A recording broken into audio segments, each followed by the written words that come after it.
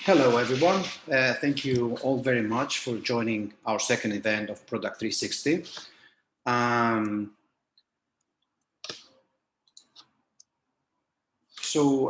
Just for everybody to know, if it's the first time that you have joined our series of webinars, Product360 is basically a series of events, and based on our own challenges in product teams. We have identified product managers work together with engineers, designers, data scientists, and there are a lot of challenges there in order to coordinate all these different departments and experiences. So this is the reason why we created Product360, in order to, let's say, educate the community, and it's a nice opportunity for us also to get some nice insights from experts and industry leaders. The plan is that every month, every let's say 6 weeks, we will have a webinar. Hopefully, when COVID finishes, we might be able to even have face-to-face meetings and events.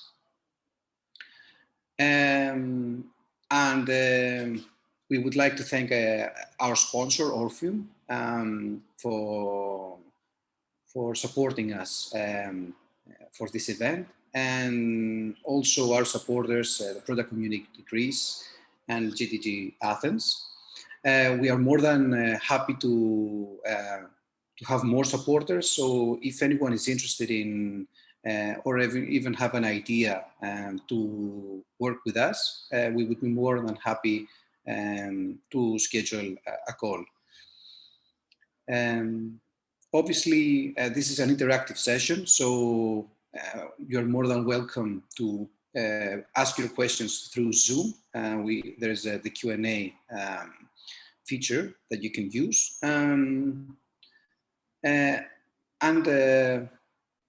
Our speakers for today, unfortunately, we miss Nikolai, and this is the reason why I would like to thank all three of them, despite the fact that Nikolai cannot join us unexpectedly.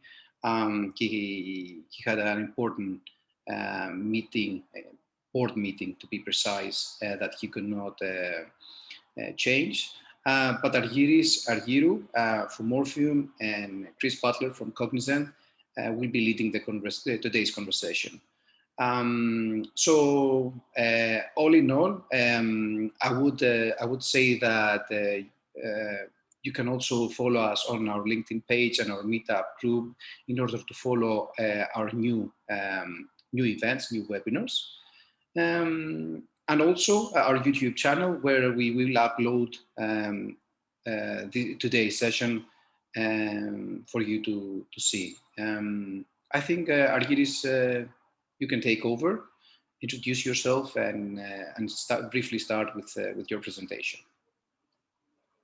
Sure, thanks. Let me share my screen.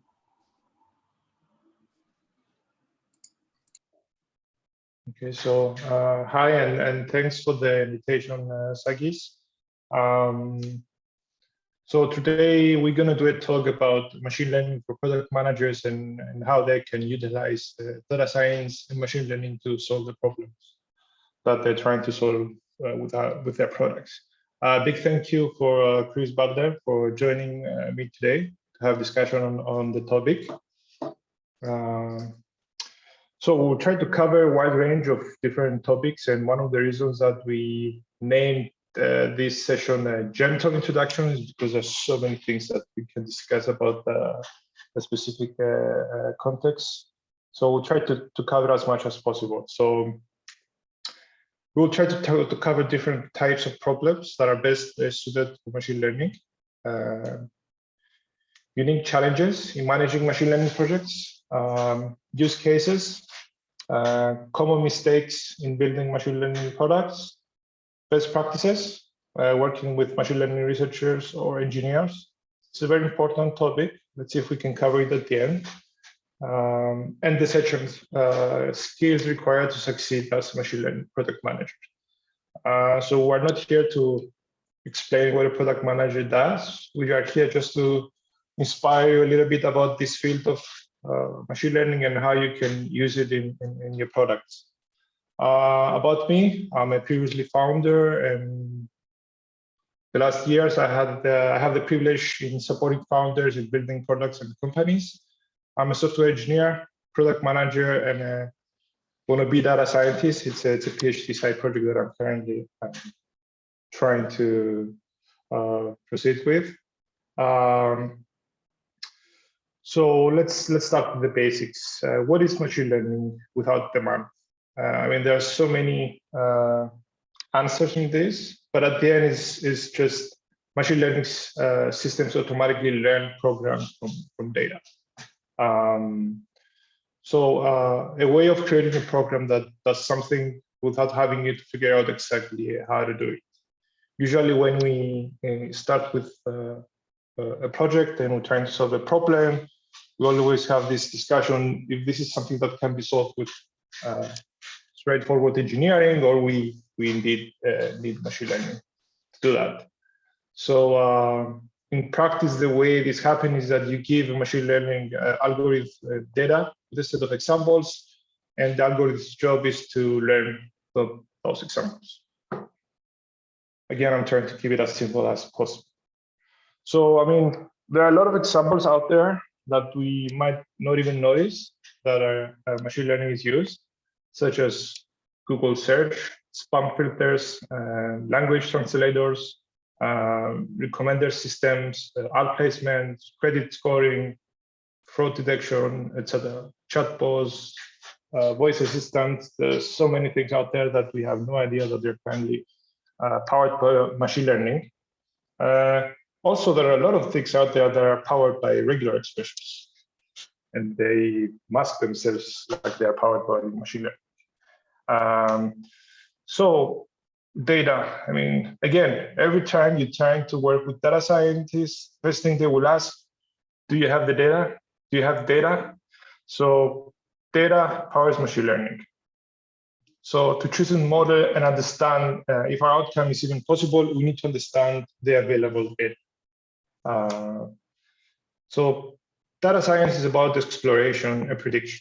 What the data scientists do most of the time, they gather and analyze data to discover unique or interesting patterns by applying algorithms to gain additional insight to create value. Sometimes they apply algorithms by hunch. Other times they apply algorithms based on specific problems, because we're in the stage that we can have an idea of what is the best approach in solving problems with machine learning and which algorithms to try to tackle the problem. So machine learning uses data to learn a function. We usually start with the historic application behavior that we already collected the data. We train a model to predict if our app behavior is normal or not. We can then continuously feed performance data through this trained model to determine if our app is working or not in real time. So in a nutshell, again, it depends on the problem we're trying to solve. We have a bucket of data. We try to train a model to learn from those data, and then we try to use our model to see if we can predict similar behavior based on what we've learned from the historical data. It's just a visual representation of what I described. Again, you start with the data. Depending on the problem that you're trying to solve, you train a model. At the end, you try to apply that model and see how it's going to work out.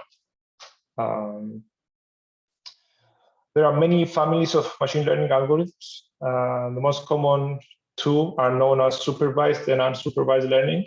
One thing that I want to highlight is that there is a lot of content in my slides used by different articles and authors. So at the end, I have a slide with all the links. So feel free to go and read more. You've done an amazing work in describing all these concepts. So unsupervised learning is about identifying patterns. So the examples that are usually fed into unsupervised machine learning algorithms are characterized by the fact that there is no deterministic correct answer that the algorithm needs to learn to predict. Supervised learning is about predicting an outcome. So just to give you an example, spam detection. You give the algorithm examples of emails that are not spam.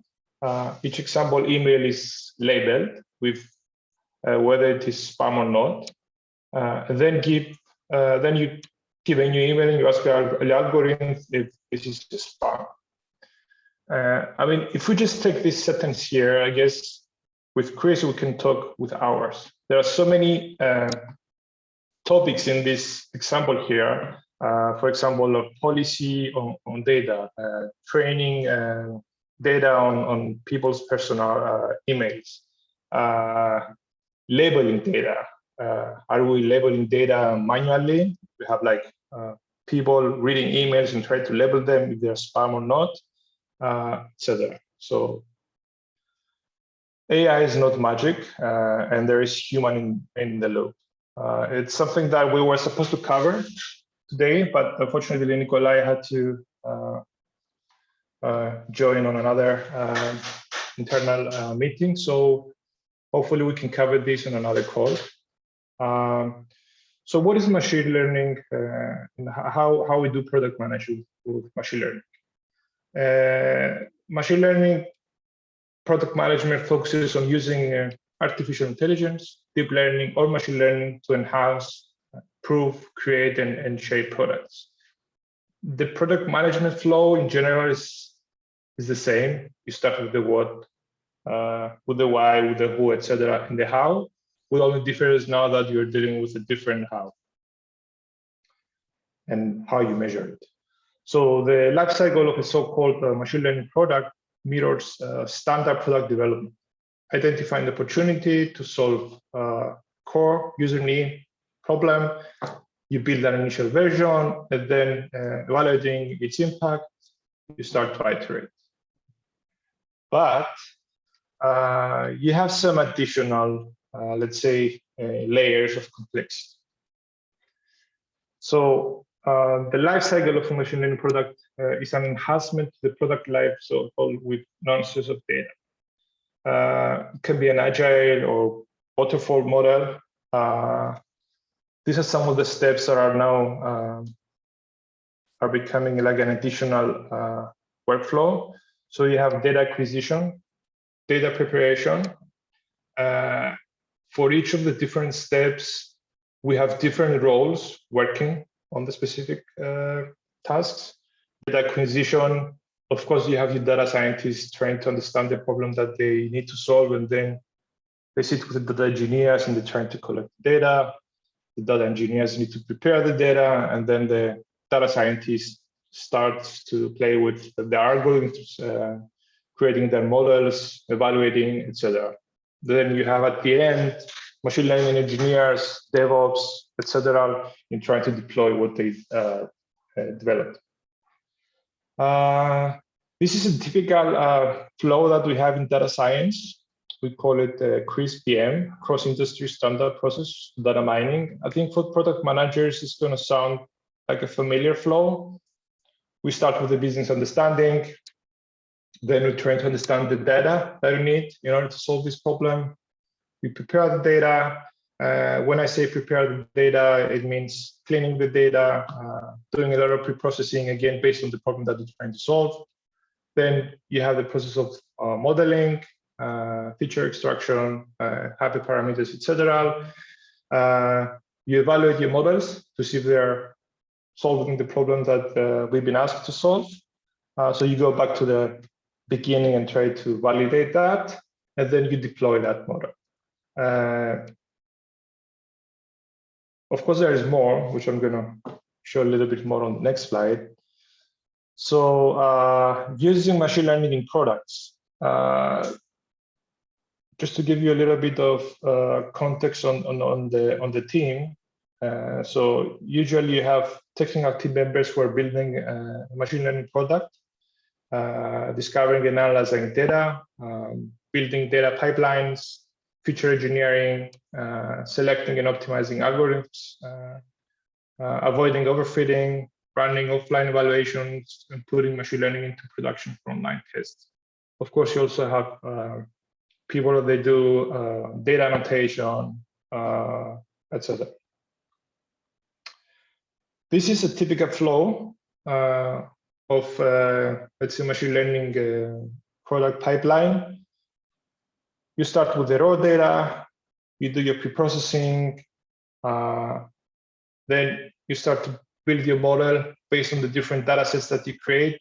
We usually have data that we train on model, we have validation data, we have test data, and then after we train on model, there's a process of evaluation, and then deploying that into production and review that, and again, evaluate. Of course, we have the whole thing, it's an iterative process. When you train a model, it's an ongoing process, which means you need to revisit and see if the model works fine. If there are issues, we need to retrain our model, etc. So, okay, I will just do a quick. I think I have another 2 slides. Yeah, so I have 2 slides. So, okay, I'll touch a little bit on the human in the loop. So, the machine learning human in the loop refers to work that requires a person to inspect, validate, or make changes in the training and deployment of a model into production. Even the data scientist is human in the loop. People that are annotating data are human in the loop. So, AI is not magic. There are a lot of people involved in the process, and there is a lot of work to be done. Very, very important point to make. About 80% of AI projects' time is spent in the phase of the model development process, where the focus is on data acquisition. Data acquisition, it's something that it's the number one thing that we always ask when we start working with this type of projects. So it's very important to understand that if you're trying to solve problems with machine learning, you need to do the evaluation and see if you have the data to do that. So the focus is on data acquisition, cleaning, and annotation. Here, human in the loop workflows can be used to acquire and prepare data for annotation. A lot of companies that have, based on the size, have in-house people annotating data, they're crowdsourcing it, etc. I don't think I want to go over this. Okay, before I hand over to Chris, one thing that I didn't mention and why I'm here today, I'm talking to you guys about all this concept. I'm the SVP of data at Orfium.com, our sponsor of this event. I am a member of a multidisciplinary team of data engineers, data scientists, business analysts, and machine learning engineers that we collaborate across company with product managers in order to integrate machine learning solutions in their products. So that's it from me. Chris, do you want to share your screen and take over the presentation? Yep, happy to. 1 second. Great, thanks. Great. Well, I'm Chris Butler, and so I'm head of product operations at Cognizant. But I've worked at a lot of different places where we've used machine learning and artificial intelligence systems, both from the standpoint of how do we actually build the technologies in some way, and from the standpoint of how do we end up, I guess, helping people understand how these systems work. And so I was most recently at Facebook Reality Labs, where I worked on the Portal video calling system. And before that, I was at a company called IPsoft, where we did conversational agent software and systems for IT, HR, and consumer use cases. And then before that, I was the director of product strategy and AI projects at a company called Philosophy, where we were like a boutique design consultancy focused on innovation projects. And so a lot of our customers, really large ones like Google, PwC, E-Trade, Neiman Marcus, et cetera, would want to understand how they could use different types of machine learning models or intelligent systems to be able to create better experiences. And so that's kind of where I'm coming from when it comes to how to understand these things and what is really appropriateness when it comes to using machine learning once you do start to consider that as a technical part of your system. So the first trade-off, I think, really comes into this idea of volume versus complexity. And when I say volume, if we were to put it on kind of a 2x2, because I'm a consultant now, basically I got to use 2x2s. What I mean by volume is really the number of transactions that are taking place over time. And so when I say low volume, I mean, it's something that is more at the scale of human beings, like, I'm going to schedule a meeting, a couple times a day. I'm going to do things like, maybe send an email might be a little bit more higher frequency. You start to get into the range of high volume. I mean, like analyzing every frame of a video stream, doing high frequency trading, things like, or at a scale that is very large, like credit scoring, things like that, where you're talking about millions of people adjusting over day by day potentially, or whenever there's new events coming in. And when I talk about complexity from low to high complexity, I use it in the sense of kind of Dave Snowden, Cynefin framework, if people are familiar with that, but really this idea that complexity comes out of the idea that there are multiple people interacting with each other that then causes the map and the territory or the system itself to not be simulated or simulatable in some way. So for example, the stock market is a highly complex thing. If you wanted to, in some way, create a system that would tell you everything you wanted to know about how the stock market would work in the future, you would have to emulate also every agent within that system. And so these are usually referred to as complex adaptive systems, where there's some type of agent or agency for those individuals that can then cause change within the system itself. And so that's what I mean by high complexity. Lots of people interacting with each other. Social networks are another example of that. When I say low complexity, I mean that there are generally rules that fit, that are known in some way in a very low complexity case. So for example, being able to do things like physics or kinematics when it comes to, say, gravity, right? Gravity is a known thing. If you're talking about gravity on Earth, it's even more known thing, that things are going to fall at a certain rate. And so that's a rule that you can create that is very, very low complexity in some way. And so the first thing that I like to talk about when we talk about like, where does your project actually fall within this 2x2 will start to dictate how do you actually build systems for it. And so the first thing that I think of when we talk about low complexity, whether it's high volume or low volume, is really these rule-based algorithms. And I would also start to include things like any type of linear kind of prediction systems in this, right? You know or can discover very easily the rules by which the system actually operates, and you can create a system through some algorithm that will actually create the results a majority of the time, right? There still may be anomalous behavior, but it's much more rare. The next case that I think is more where we start to talk about like machine learning systems are where there's higher amounts of complexity. It's maybe more complicated. Maybe the rules are not set or known today. And so you need to discover them. And you do that discovery by taking a bunch of data, putting it into some type of training a model, and then seeing how that model actually performs in the real world. And this is where, what we were just talking about earlier is this idea that it's not just one moment in time, but it's over time as the system continues to evolve and try to match what the behavior is in the system. So for example, machine learning may not be appropriate if it's considered to be, of this like kind of medium complexity range, but then over time, for some reason, it becomes higher and higher complexity. And then I also add that when we talk about high volume situations, we need to have more data.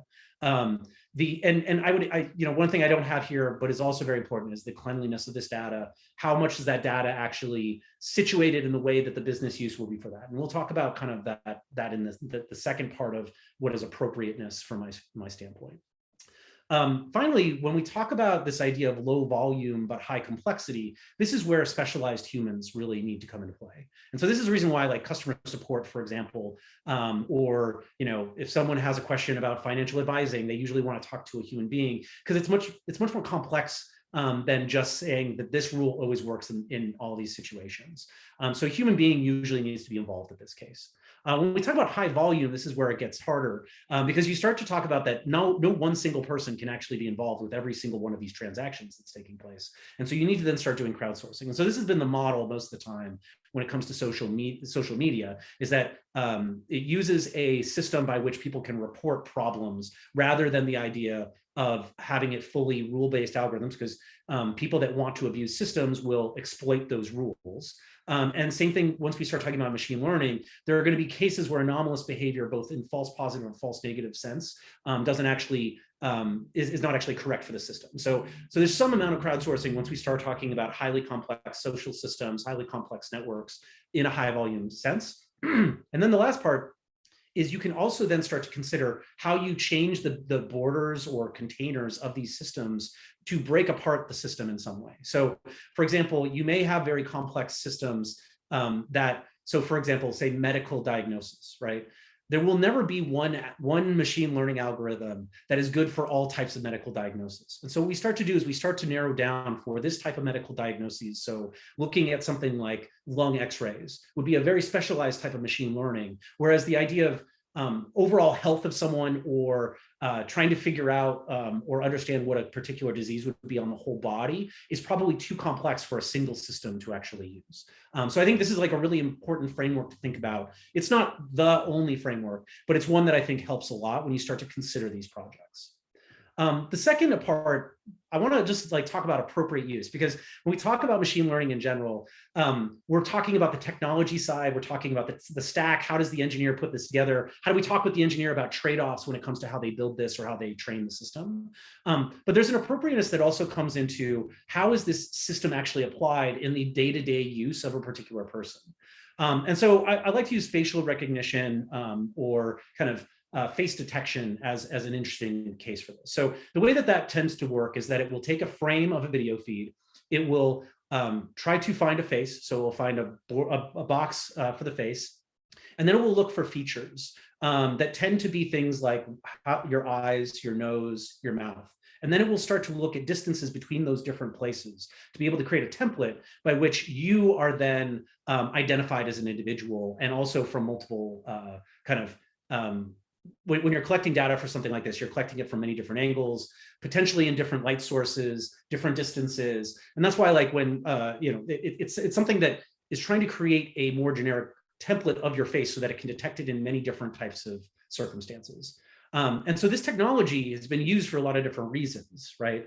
The first one is kind of, Facebook is most well known for this with regards to tagging of photos based on some type of thing. And this is actually, this is from the Wikipedia page about facial recognition. But the concept is that, tagging photos is something that I think has has been very interesting for a lot of people, right? Like the idea that all of my photos, say on my private photo share, are automatically tagged with people. So I can then say, I want to see all the photos of my son or my wife or of whoever. That's really valuable. You start to get into trickier territory though, when we start talking about how people that may not want to be identified can be automatically identified now in a huge corpus of data. Right. And so that gets into when we talk about AR filters, this is another use of the technology for facial recognition. In this case, it's mapping the face and the points of the face so that it can then do modification of that face in some way to apply a filter or something else. And again, this is usually about personal use, or personal use plus the ability for me to then take this and turn it into a video or photo that I can share with other people based on my my kind of approval of that. The next part is the idea of using this for mass surveillance, CCTV cameras, things like that. And so this is an example of a CCTV view that is trying to identify people, maybe just based on unique tags, but also could be based on databases of people's faces within China. And so once you start looking at the movement of people within a city, how much of that is actually appropriate, how much of that is wanted by the citizens of that of that particular country, that's et cetera. Then there's another use case here, which is Apple for Face ID, and a couple other groups like Google has Face Match. They use this technology to actually allow you to then effectively personalize or authenticate using biometric authentication into your device. And so again, this is a system that I set up and then end up using it for my own use. It could also be used in circumstances when we talk about biometric authentication for, say, gaining access to a building or unlocking some other type of experience. And then we can't we can't not mention the idea of bias. And so this is from a project called Gender Shades, which was a really important kind of study into how different facial recognition programs fare when it comes to both gender and then as well as skin tone. And so what we found in this particular case is that there's a huge difference in error between white males and Black females when it came to IBM's system. And this was like, I think about 2 years ago when this first came out. And so this is a problem where when we talk about the data collection, it's not just the use of this system, right? But it's how are we actually collecting the data in a way that doesn't create some enormous amount of bias. And so what I would just leave with you is a couple questions that I like to think about. When we talk about appropriate uses. And so, one is this. First of all, something a machine could learn, right? Is if you're talking about things that are very complicated human-to-human interactions or mass human-to-human interactions, it gets very complex. And so can a machine actually learn this? Do you have enough data to actually train a machine in a way that would reduce the errors that you're trying to protect against? Is this for personal organizational use, right? And this is very much related to the idea of data being situated. And so there's a really great paper that we can send out later about situated data, but essentially it talks about how when data is collected in one mode, so say like they use the example of Strava, which is collecting data around my runs, I want to see that information because I use that as a way to improve my running. Then I can also share it with my friends, but then there's a bunch of other uses that could be used for that. So for example, there was a problem where military installations were being discovered from a location standpoint because people were using Strava app to publish their actual runs. And so, where is this data actually being used is incredibly important. And there's frameworks like contextual integrity, which talk to this type of thing. Then we also worry about, is the individual able to opt in or out of this? Are they able to disagree with what's happening when it comes to these systems? The second to last one, which is, do you have the rights to use the data, is a really important one. And definitely in large organizations, there are times where you may have collected an awful lot of data, but your terms of use actually don't allow you to then utilize that information in model training in some way. And then finally, you should always be asked the question is any bias inside of this algorithm harmful in some way? And so in the case of, say, facial recognition, how do you actually set it up so that you're at least creating a minimum bar by which, say, all skin tones are actually have a minimum or a maximum amount of error when it comes to true identification rate.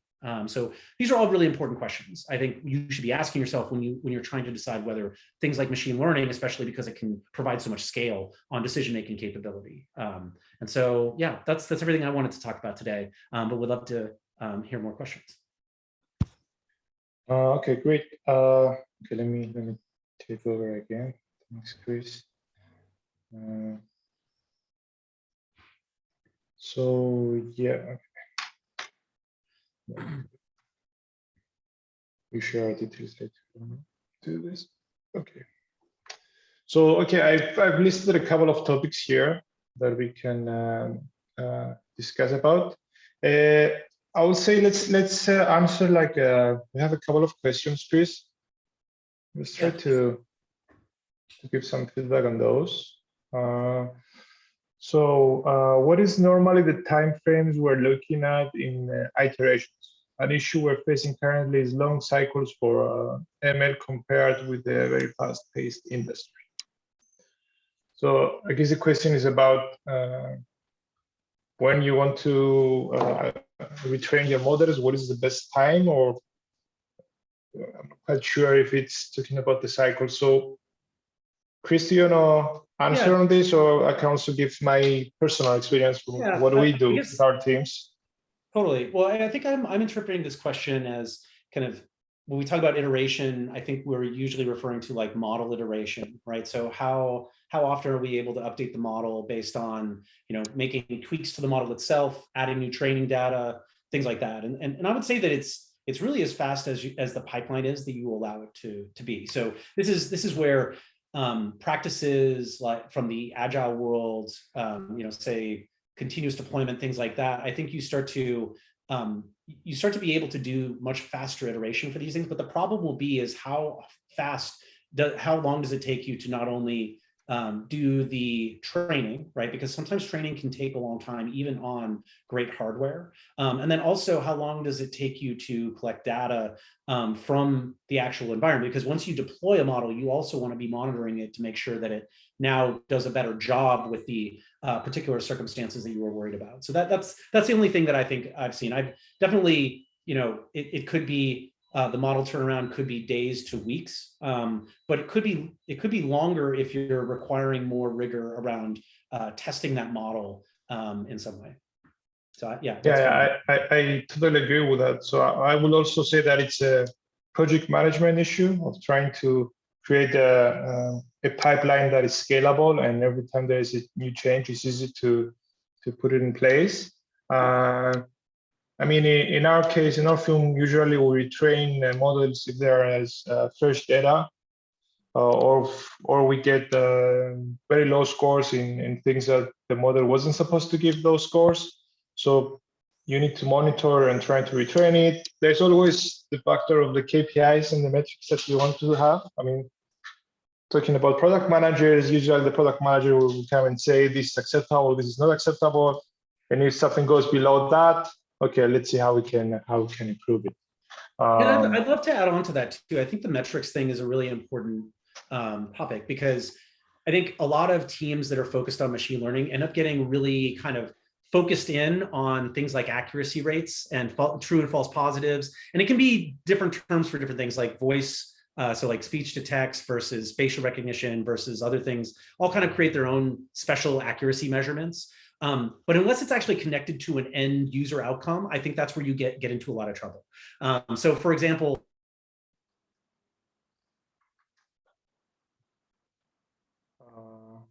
is it me or is it just Chris?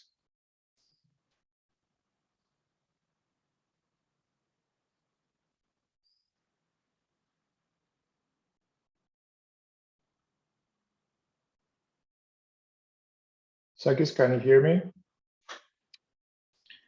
Yes, I think it's just Chris. It's Chris. It's Chris. He's screen Chris. Yes. Okay. So let's wait for a second to see if he comes back. I think it would be good if we can move forward with a question. Okay, so I will continue with this yes, exactly. Yeah. Okay. So the next one is hello. This is Wasim. I hope I pronounced your name correct. Probably technical product manager, TPM, at Rosalind AI. So the question is regarding annotation. As you mentioned, annotation is a big part of the AI project process. Could you please touch on methodologies to do annotation for time series-based data, such as video and audio data streams, specifically for high volume, mid-high complexity? In Orfium, we're doing annotation on video and audio and text. We don't do that much of a time series right now. We work with Label Studio. It's I mean, that was one of the reasons that Nikolai was on this call. It's an open source data annotation system, which you can set up that on your premises and work on it.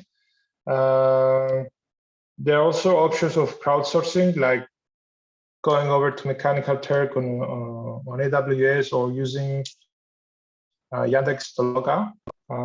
And also there are a ton of companies and services out there that they do very good commercial data annotation. So I hope that answers your questions.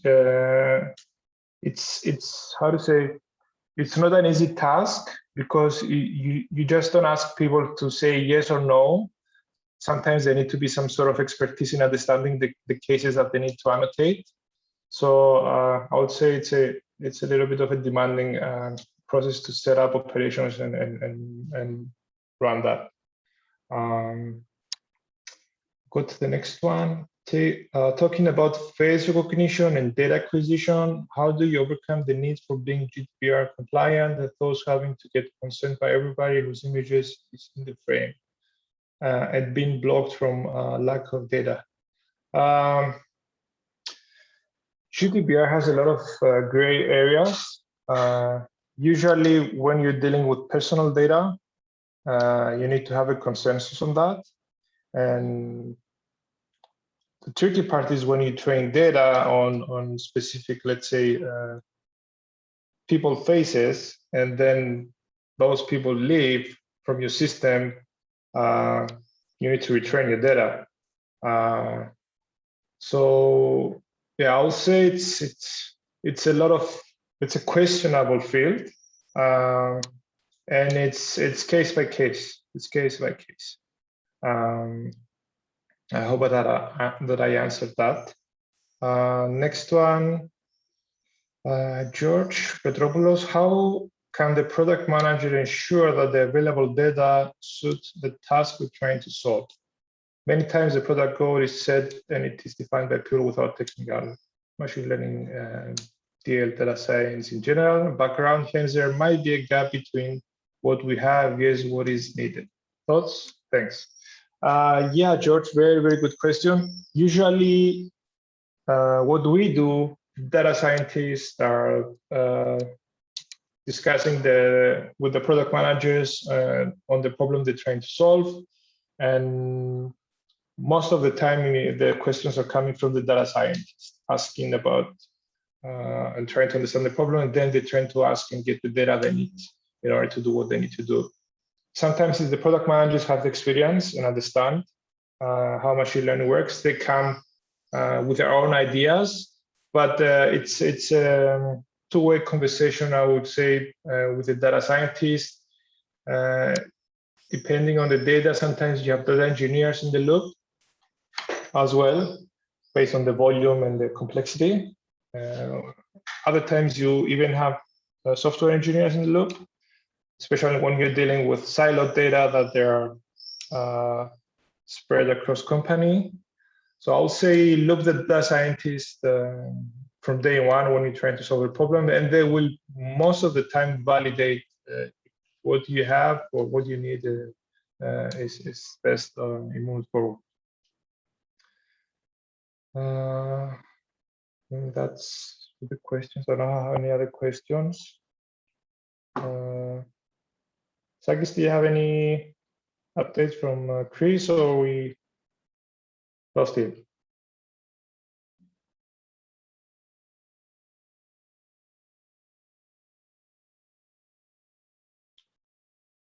I think he's back.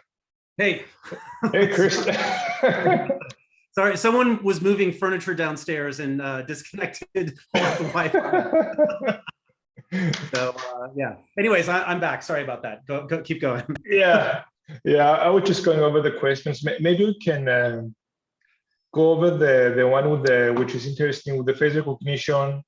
So I will just repeat that. Talking about face recognition and data acquisition, how do you overcome the need for being GDPR compliant? Yeah, I mean, I think this is a problem where you won't probably. So like, that's probably the answer. And the reason why that's the answer is that, I think GDPR and then also the CCPA, which is the California one in the United States, I think it's going to get trickier and trickier, right? When it comes to how data is collected or analyzed or used. On a per region basis. And in the United States itself, for example, every state is going to have slightly different rules when it comes to privacy around data collection. What I would say is that it's very important to, I guess, essentially, you need to be very upfront about how you'll be using data. And anytime that you end up changing the way that you'll be using that data, you need to then notify people and get them to either opt in or opt out. And this is where it actually becomes more of a legal question, I think, when it comes to the trade-off around that. Because a lot of small companies will move very fast and not pay attention to as much of this. But very large companies, right, have to contend with this very much, right? And so there are going to be times where your legal team will effectively say, like, you can't use all this data because of the way that the terms of use were set up originally, and especially when it comes to data policies, the way that those are written. And you may actually need to, like I said, have people opt in. You can still notify them and ask them, say, upfront when they're using your software.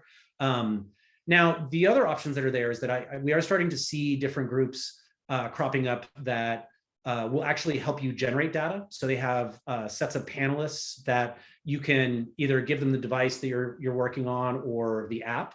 And especially if it's an app for, say, like your mobile phone or something like that, they'll have thousands of panelists that you can then ask to do certain tasks. They'll then create the right type of data for you.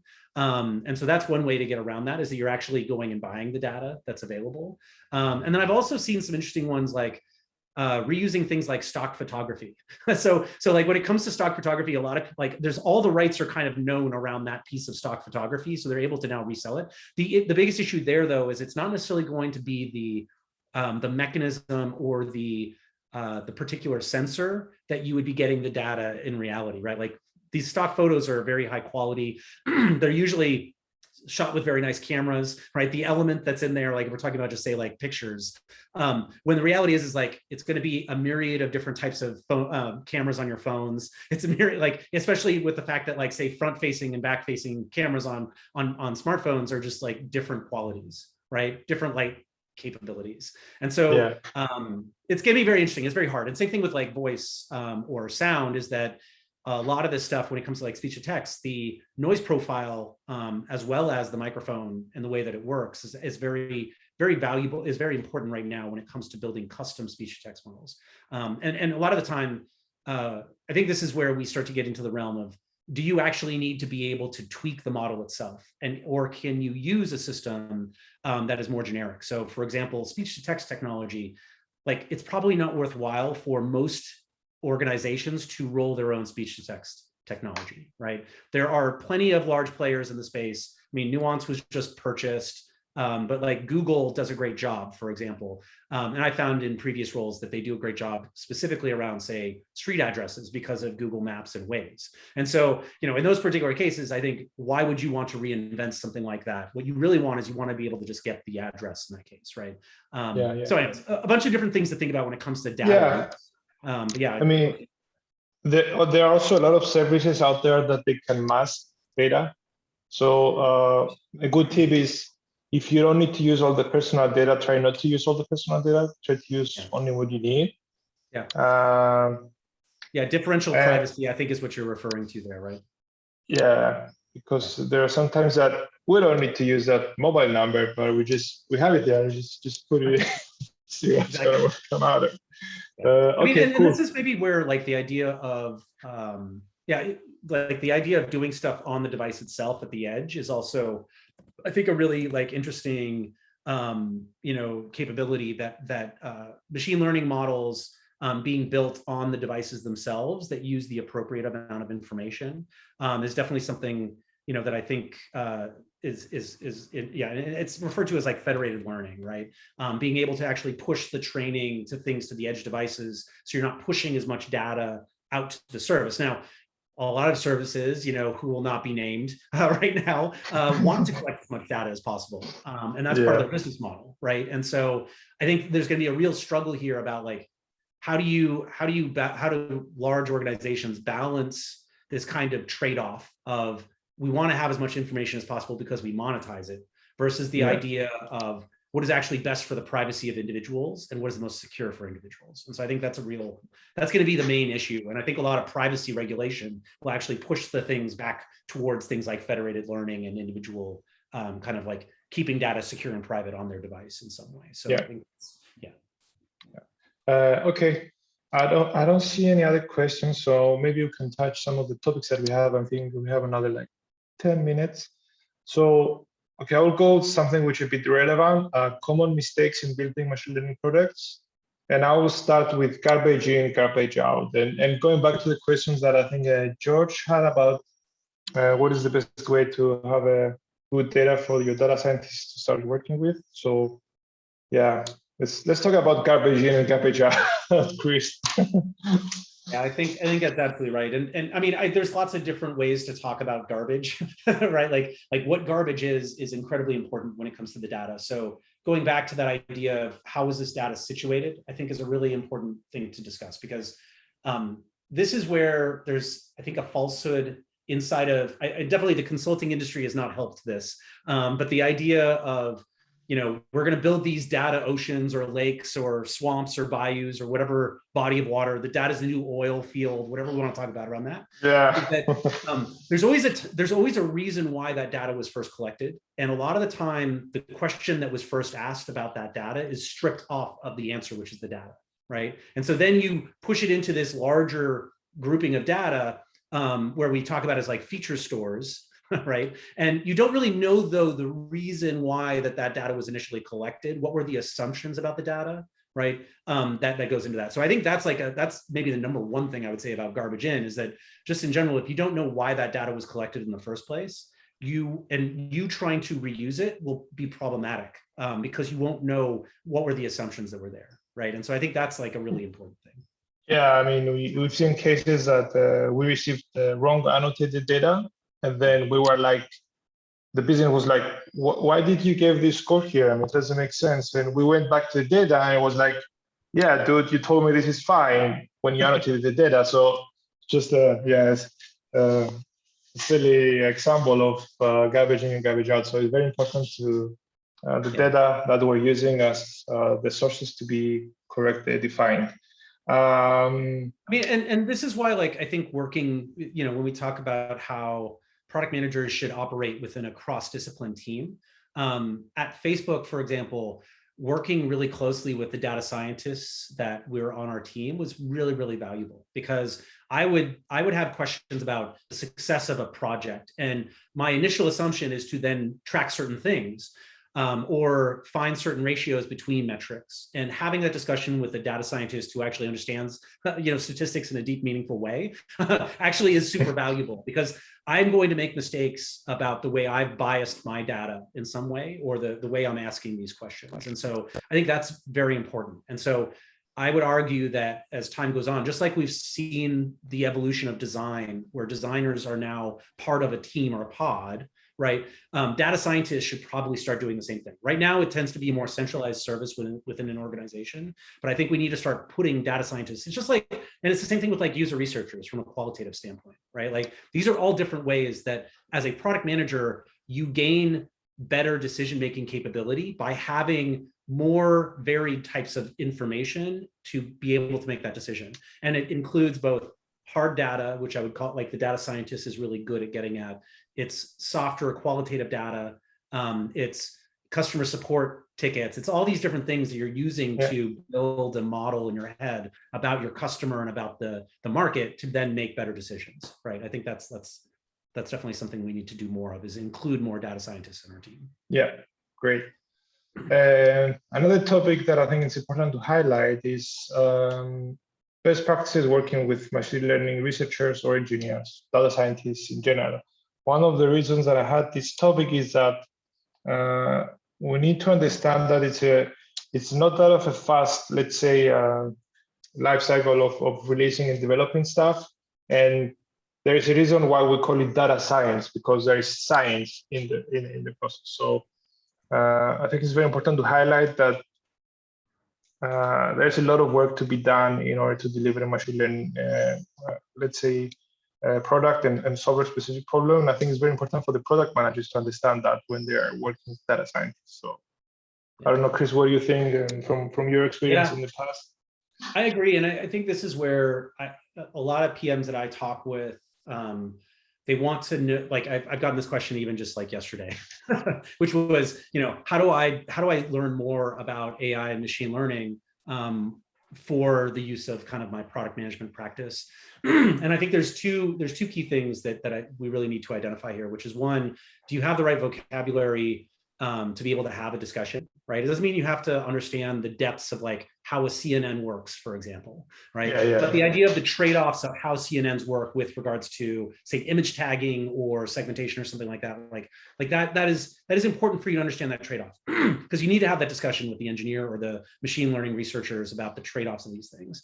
And then the second thing is actually analogies and patterns. So where have other organizations done something similar, where they collected the data, they built a model, and they deployed it? And what were the issues that were there? So can you learn from other people? Can you utilize what other people have? So I think that's a really important foundation when it comes to how you start to work on these projects. The part after that is how do you start to work directly with the engineers so that they understand what you're trying to get at when it comes to the objectives of the actual work, right? And so like an example is that I tend to be more detail oriented when it comes to how something should work, because I do worry about like all of these like individual, not just like special cases or edge cases, but cases that are very undesirable that could be incredibly severe to us. I like to start to think and talk about what that means.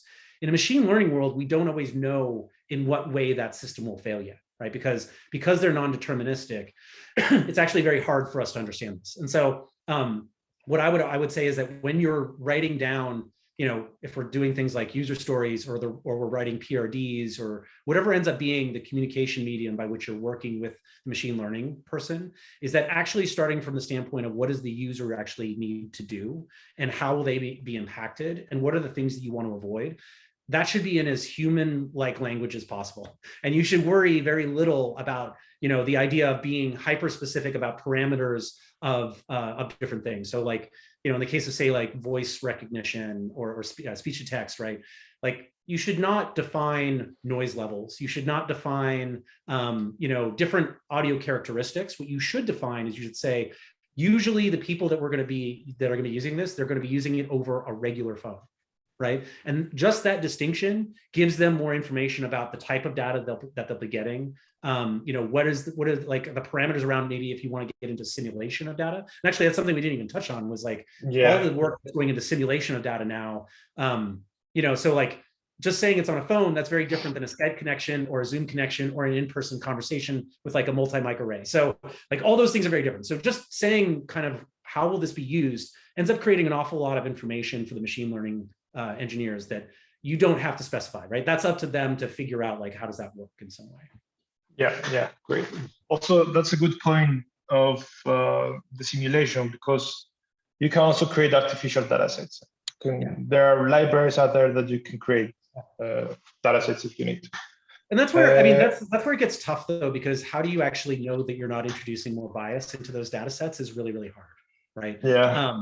And I mean, there's some amazing work that's happening across the industry when it comes to both like, you know, there's lots of papers I've seen about, like, I think one of them is the idea of like being able to identify things in a room, right? Like that seems to be a common like computer vision type of task. And so that idea of simulating what is a room in this case and creating a lot of variability in that is really interesting. Again, you then also have to apply things like, what is the type of sensor that this robot will have in that case, so that we can then add the graininess or the jerkiness to the video or whatever else it needs to be. So it's not just the idea of like you're creating a sample, but you have to now modify that sample in some way in the way that would actually be collected, right? So it's super interesting. Like there's lots and lots of work to do there, but I am going to constantly worry that if you write the algorithm to generate something, the machine learning algorithm will figure out a way to exploit it in a way that you don't want it to, right? It's like the Atari game. It's like the Atari games where, you know, everybody's like, oh, well, of course, you know, the way you play this game is this way. And the machine's like, nah, I'm just going to run in circles and I'm just going to keep collecting points, right? Like, and so because that was like a system that was very deterministic, the machine learning algorithm found a way to exploit that. And so I would just argue that that is the biggest thing you have to worry about simulation. I don't think we have any good answers about that yet, but that's Okay, so let's take one last question, Chris. I think it's okay. Evaluating a machine learning model or an algorithm is more or less straightforward, but how could we evaluate the more complicated system with multiple models from different data sets? I'm specifically asking for optimizing models, algorithms based on metrics of the entire system rather than that of a siloed model. Okay. I don't know. Maybe I disagree with the first. I disagree with the first statement. Go ahead. Yeah, that's what I would say, because we're also trying to solve complex, let's say, problems that have data from different places. And what we're doing, we're building multiple models and services, and we try to orchestrate all this in order to solve a specific problem. So that's my point of view. How I try to solve the problem that sounds that the question is coming from here. I don't know what, I mean, what you really want here is yes, there are outcomes that your system should have, and those are, when we want to call that a North Star metric, right? They're ideally leading metrics that have something to do with like changing behavior in a user or something like that. What ends up being very difficult is that simple UI changes could have a bigger impact than your machine learning model in some way. So then we get into this discussion of like causality, which I think is something that everybody wants to avoid as a conversation when it comes to the machine learning world. But in general, I think this is how you need to start experimenting with the types of data that you collect and how do you understand what the impact was. And so this, of course, is like A/B testing is the most traditional way to do this type of thing, right? And I would argue that one of the more interesting things that I think people don't do, right, is I was in a meetup, it was a couple of years ago, where we were talking with a person who was in charge of topic categorization for Tumblr. And so it's very interesting to hear about the methods that they started creating networks of topics and everything, especially for, say, recommender systems, right? And so what I wonder in those types of cases, right, is what if you just had a random recommender, right? Then that is your kind of baseline. But well, so there's actually even more baseline. You don't have a recommender, right? You have people discover things on their own. You have a random recommender, and then you have something that is maybe rule-based, and then you have machine learning. And so I'd say is that this is the progression of how you need to learn over time how these things actually impact the metrics that you care about. In the case of Tumblr, I believe it was a combination of kind of reading plus some amount of kind of reposting as an engagement, right? And so in those cases, you have very clear goals, but you don't always know specifically unless you're starting to slice it up. And the problem once you start to slice it up into A, B, C, D testing is that you get smaller and smaller populations, right? And then that's another problem that people have is they don't run populations that are large enough or for long enough to actually see real effect. And I think the working number is that a third of things have a benefit, a third of things have no effect, and a third of things have a negative benefit. So like if that's the case, this is where I think also product management, when we talk about tacit knowledge of how people learn product management, it's much more about how are you building intuition, right? And this is something that I think will be, there's a lot of people working in the AI field around creativity in AI, and I've seen some really interesting work around that, but that idea of like not induction or deduction, which is something that machines could learn how to do and basically, is what machine learning does. But the idea of abduction, which is I take some evidence and then I hypothesize some new thing, that's that kind of creativity thing that human beings do really well, right? And I think that's something that it's still hard for machines to do in a lot of ways, in a way that is like helpful. I think when you look at language models and GPT, I think there's something interesting there about how you pair these systems together. So you still have the idea of a human being, getting a bunch of thoughts and fodder from the idea of like these systems. And these are more generative models usually, right? And then using that to then come up with a hypothesis that they feel like testing.